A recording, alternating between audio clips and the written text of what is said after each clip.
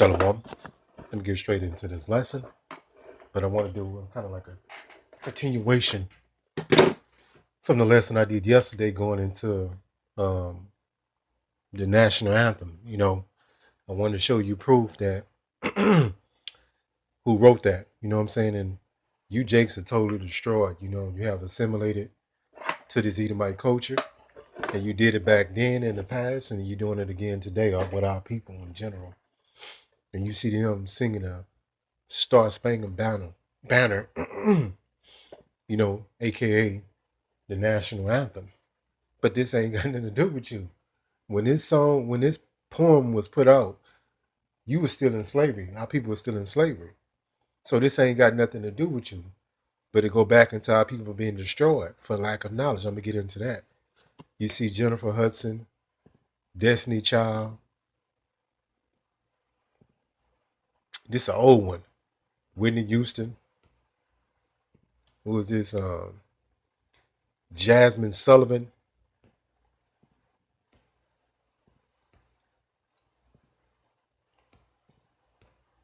Beyonce. But you Jakes have been totally culturally assimilated to the Edomite culture. And this is why people destroy it for lack of knowledge. This is one of the main reasons, because they don't know what's going on, and they are spiritually dead. They don't have no interest in finding out why, where these things come from. This is the book of Hosea 4 and 6. It says, my people are destroyed for lack of knowledge. And the Israelites collectively are destroyed for the lack of knowledge.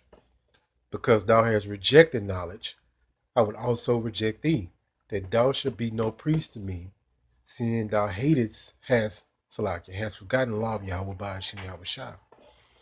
I will also forget thy children. So thus you got the result of this madness. They don't even know who wrote this song. They don't know the history of it. They just doing it for a paycheck. And because they have no culture. When our people got cut off from their true heritage, they picked up on these Edomite culture. You see what it is. It's astonishment to see. So let's go to this devil, Scott Key Francis. Let's get into that. And I want to show you this too. Because the devil, when you actually go into the word devil, it means slanderer. And when you go into the word Satan, it means adversary. And that takes the witchcraft off of them. But when you people hear the devil and Satan, this is the imagery that they put in your mind. No, the devil is a so-called white man. But they put this boogeyman in front of you so you can be under this strong delusion. But I'm going to show you the devil in the flesh. I'm going to show you. Right here. Now let's get into this history. It says, yes, Francis Scott Key was a slave owner. Let me show you this first. Give me 1 second. Okay, this is the devil right here in the flesh. You thought the devil was this guy with a pitchfork. It says Francis Scott Key was an American lawyer, author, and poet from Frederick, Maryland. Best known as the author of the poem Defense of Fort Henry, which was set to a popular British tune and eventually became the American national anthem, the Star Spangled Banner. So let's go here. I'm going to go back to this devil right here. And you Jakes have seen this. You Jakes have stand up for this. You go to them football games, you got all these sea of people, a lot of these Jakes that stand up and actually bow down to the devil, in the flesh. Let me show you something. Let me get into this chat GPT. Let me let this cook a little bit. Salakia. So check this out. You're talking about the third verse of the Defense of Fort Henry, the full poem written by Francis Scott Key, later adapted into the U.S. national anthem. This verse is not included in the modern anthem and is the part people say was removed, the verse they don't sing anymore. Here is the exact verse. And where is that band who so vauntingly swore that the havoc of war and the battle's confusion, a home and a country should leave us no more? Their blood has washed out their foul footsteps' pollution. No refuge could save the hireling and slave from the terror of flight or the gloom of the grave, and the star-spangled banner in triumph doth wave over the land of the free and the home of the brave. So the land of the home, the brave and the home of the free, wasn't talking about you. It was talking about Edomites. Why this verse is controversial. The controversy centers on the line, open quote, no refuge could save the hireling and slave, close quote. Many interpret this as Francis Scott Key celebrating the deaths of enslaved black people who were fighting for the British Of course. because the British promised freedom to enslaved people who escaped American slave owners during the War of 1812. Others argue that's what it means. So right here, let's get into this devil. It says, yes, Francis Scott Key was a slave owner. He bought his first enslaved person around 1800 or 1801 and owned 6 people in 1820. So this the guy that wrote, the Star Spangled Banner, the national anthem that you stupidly, these jakes sing, and they actually are very patriotic to that. You know what I'm saying? They own enslavement. It says slave ownership.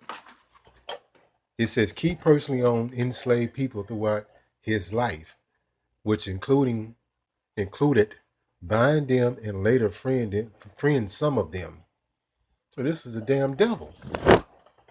Let's go here. So all these jakes that perform this national anthem and stand for it, and the so-called patriotic, you got jakes that have an American flag, you know what I'm saying, on their property, on their vehicles, on their motorcycle. We see all you dumb jakes. And a lot of these jakes, that has the appearance of a so-called black man or Edomites. You got a lot of brown-skinned Edomites around here, so that would make a lot of this make sense as well. 1 Corinthians 2:12. It says, now we have received not the spirit of the world. So the spirit of the world is when you blindly follow things without knowing where they come from, the origin of them. It's like you don't have no instincts to look things up, to do research, to see where this stuff comes from. You just follow everything that's laid out in front of you. And that's somebody that's spiritually dead. And then on the other hand, you people say that you're spiritually awakened. No, you're not. You're delusional. I'm just saying the people that's outside of the truth. But the spirit, which is Yahweh, get the Most High name right first, and then we can talk. And the Son name, Yahweh Shai. Because when you say that name, God and Jesus, it comes with that imagery that you've been given. And that's idols. That we might know the things that are freely given unto us of Yahweh, by Hashem, Yahweh Shai. So you've been culturally assimilated under this American Edomite culture. Let's go here.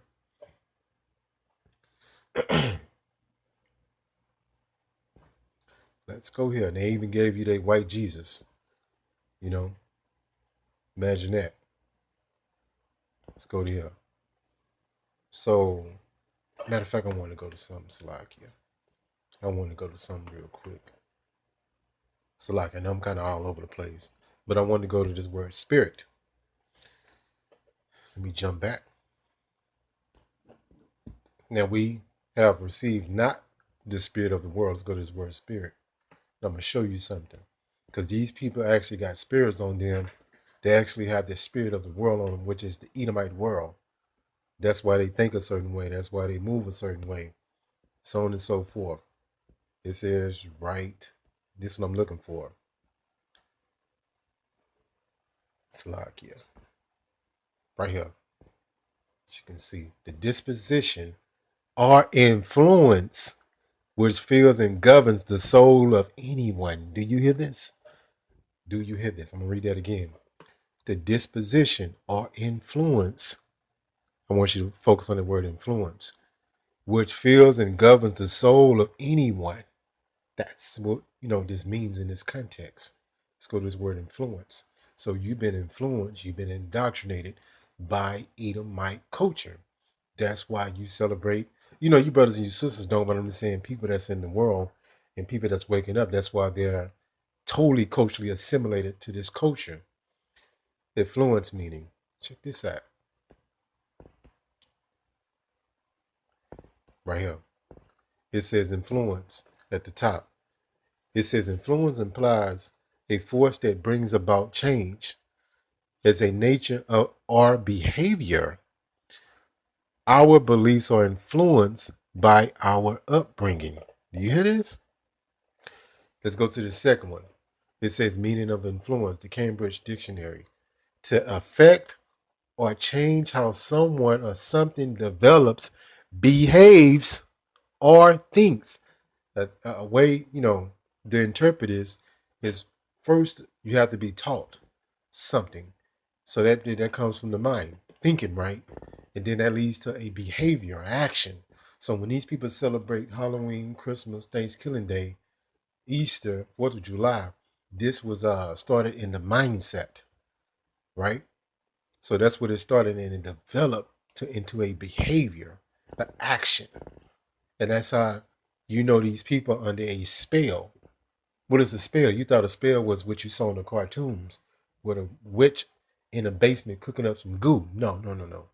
These enchantments, these spells are done very subtly as you was growing up in this system. It's the way you've been taught.